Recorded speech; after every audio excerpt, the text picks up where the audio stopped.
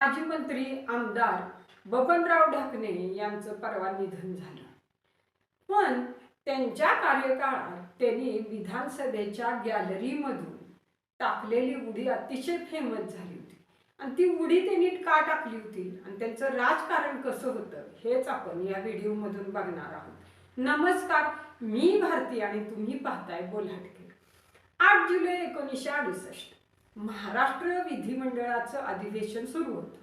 मुंबईत सध्या पोलीस मुख्यालय आहे तिथंच त्यावेळी विधानसभा भरायची. नेहमीप्रमाणे गर्दी भरली होती. खाली विधानसभेत आमदार तर प्रेक्षक गॅलरीमध्ये पत्रकार कार्यकर्ते दाटीवाटीनं बसले होते. सत्ताधारी विरोधी पक्ष यांच्यात खडाजंगी सुरू होती. चर्चा सुरू होत्या. मुख्यमंत्री कुठल्या तरी महत्वाच्या विषयावर बोलत होते. अचानक प्रेक्षक गॅलरीतून आमदारांवर पत्रकांचा वर्षाव होऊ लागला. जोरदार घोषणाबाजी सुरू होती. गॅलरीतून खाली उडी मारायचा प्रयत्न करणाऱ्या व्यक्तीला पकडलं गेलं. थोड्याच वेळात मार्शल आले आणि त्यांनी त्या व्यक्तीला उचलून बाहेर नेलं. पुलावा पोलीस स्टेशनमध्ये त्याची रवानगी करण्यात आली. 25-30 वर्षाचा लहान सनीच्या या तरुणाचं नाव होतं बबनराव ढाकणे.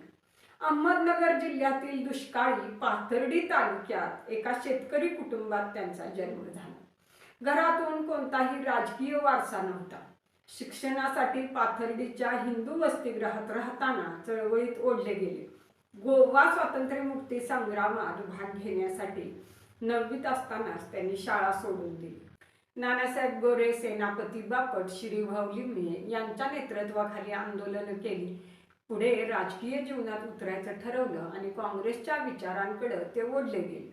1958 साली यशवंतराव चव्हाण भगवानगडावर आले होते. त्यावेळी बाळासाहेब भारदे यांनी या उत्साही कार्यकर्त्यांची त्यांच्याशी ओळख करून दिली. 60च्या दशकात ते काँग्रेसचे जिल्हा परिषदेचे सदस्य म्हणून निवडून आले. राजकीय जीवनात काम करत असताना जनतेचे प्रश्न सोडवायचे असेल तर कोणत्याही थराला जायची त्यांची तयारी असायची. त्या काळी राज्यभरात विद्युतीकरणाची मोहीम हाती घेण्यात आली होती. प्रत्येक खेडोपाडी वीज पोचवली जात होती. फक्त अहमदनगरमध्ये पाथर्डी तालुका सोडून सर्वत्र विद्युतीकरण झालं होतं. स्वातंत्र्याला 20 वर्षे उलटून देखील पाथर्डी तालुका अंधारातच होता. बबनराव ढाकणे यांनी 3 महिने सतत गावोगावी जाऊन सभा, संमेलनं, मोर्चे, आंदोलनं यांचं आयोजन करून विजेची मागणी लावून धरली. पण तत्कालीन प्रशासनानं त्यांच्याकडे दुर्लक्षच केलं. अखेर बबनराव ढाकणे यांनी भगतसिंग यांनी ज्याप्रमाणे जनतेचा आवाज पोहोचवण्यासाठी संसदेत पत्रके फेकून सरकारचं लक्ष वेधलं होतं त्याप्रमाणे महाराष्ट्राच्या विधिमंडळात एखादी धाडसी कृती करून सरकारचं लक्ष वेधून घ्यायचं ठरवलं आणि त्यांनी प्लॅन केला. प्रेक्षकांच्या गॅलरीतून थेट विधानसभेत उडी मारायची. त्यावेळी वसंतराव नाईक हे राज्याचे मुख्यमंत्री होते. बाळासाहेब भारदे हे विधानसभेत अध्यक्ष होते. बबनराव ढाकणे यांची दोघांचीही ओळख होती. मुंबईला गेल्यावर ते बाळासाहेब भारदेंच्या सरकारी बंगल्यावर उतरायचे. मुंबईला जाताना त्यांनी आपल्या मागण्यांची 200 पत्रकं बनवली. नेहमीप्रमाणे भारदेंच्या बंगल्यावर ते उतरले आणि दुसऱ्या दिवशी विधानसभेला पोहोचले.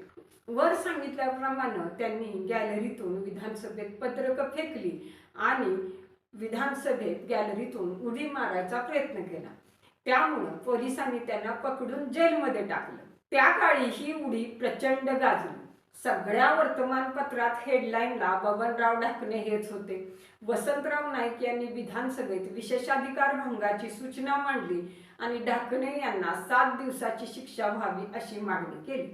विरोधी पक्षनेते कृष्णराव धुळप यांनी 7 दिवसाच्या ऐवजी 1 दिवसाची शिक्षा व्हावी अशी उपसूचना मांडली. या विषयावर त्या काळचे अभ्यासू आमदार रामकृष्ण महाळगी, दत्ता पाटील, बाबासाहेब खंजिरे, निहाल अहमद, जामवंतराव धोटे, कृष्णा देसाई, बॅरिस्टर अंतुले, बी.के. देशमुख अशा अनेकांनी भाषणं केली. बराच काळ उलट सुलट चर्चा झाली. पण अखेर ढाकणेंना 7 दिवसांचीच शिक्षा करायचं नक्की झालं. 7 दिवसांनी बबनराव ढाकणे जेलच्या बाहेर आले. ते हिरो बनूनच. त्यांची ती धाडसी कृती राज्यभरात प्रचंड लोकप्रिय झाली होती. काही दिवसांनी मुख्यमंत्री वसंतराव नाईक यांनी बबनराव ढाकणे यांना वर्षा बंगल्यावर भेटायला बोलावून घेतलं.